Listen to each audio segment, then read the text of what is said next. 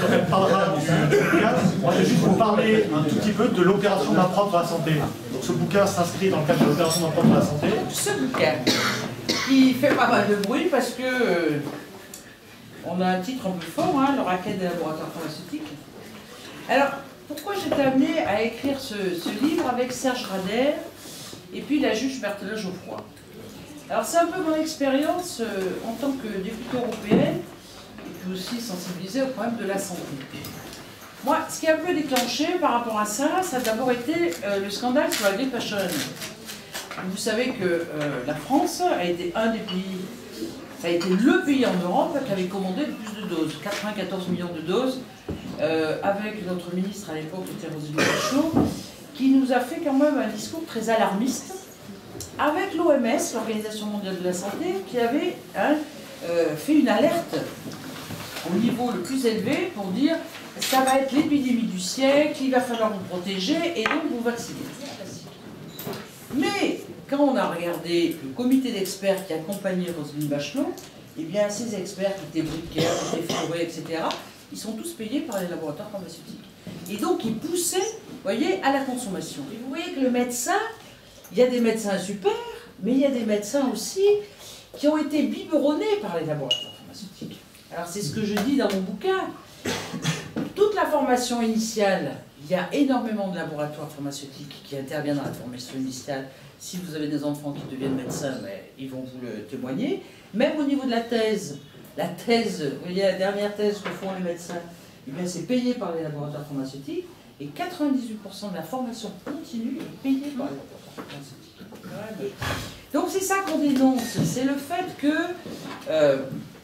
on a un système qui est complètement verrouillé. Si vous êtes Servier ou Sanofi et que vous avez des laboratoires en France, eh bien Sanofi, vous savez ce qu'ils disent? Si vous ne me remboursez pas bien ce médicament, je délocalise. On s'est interrogé, mais qui sont tous les ministres de la Santé? Alors on a vu Claude Évin, après il était ministre de la Santé. Eh bien c'était Fabre, à l'époque, qui lui avait payé sa campagne législative. Vous voyez, ce laboratoire Fabre. Sauf qu'à l'époque, c'était autorisé. Hein. Bon, enfin, on était obligé de payer. C'était pas réglementé. Après, il y avait Cahuzac dans le coup. Hein. Bon. Cahuzac, vous savez qu'une fois qu'il n'a plus été avec Évin, il avait carrément créé son cabinet de conseil pour les laboratoires pharmaceutiques. Alors c'est lui qui participait à la fixation du prix, et puis après c'est génial. Il fait un cabinet de conseil et il conseille les laboratoires pour avoir des autorisations de mise sur le marché beaucoup plus rapidement que les autres.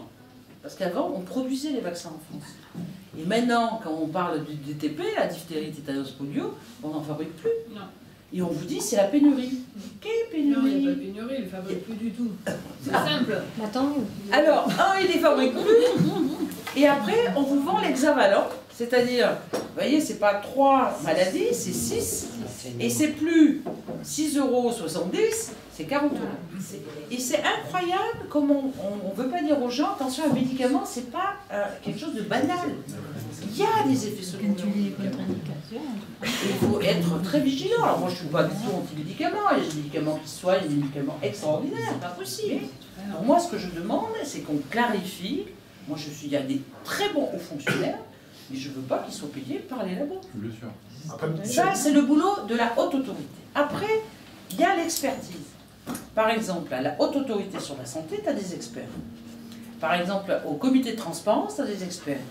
Je dis, ok, mais ces experts qui vont évaluer le service rendu des médicaments, je veux que ce soit des experts payés par l'État.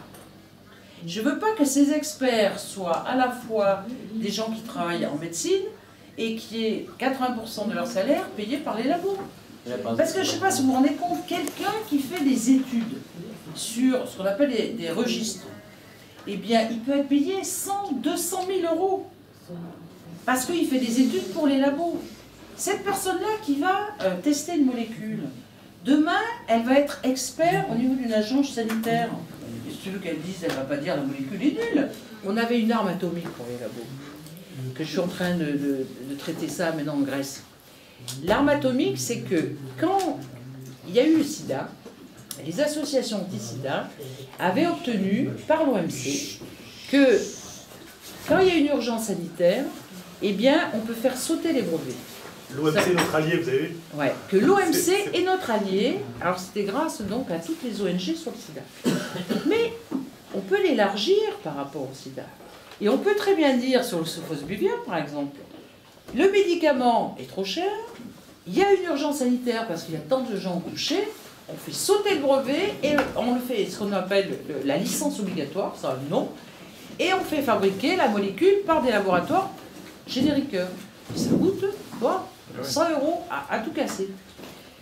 Eh bien, je dis à Marisol, utilise ça, puisqu'en plus, un laboratoire américain, t'en as rien à foutre. Elle m'a dit, mais tu te rends pas compte, si je fais ça, je vais mettre tous les labos contre moi. Voilà. Alors qu'elle l'aurait fait? Je lui ai dit, tu vois, tu comprends rien. Au contraire. Tu le fais, mais tu as une légitimité extraordinaire. Parce que quand je vois des députés qui se disent, mais qu'est-ce qu'on peut faire tout seul, tout ça, j'ai dit, maintenant, regarde autour. Hein, on peut s'organiser pour avoir un certain pouvoir là où on est.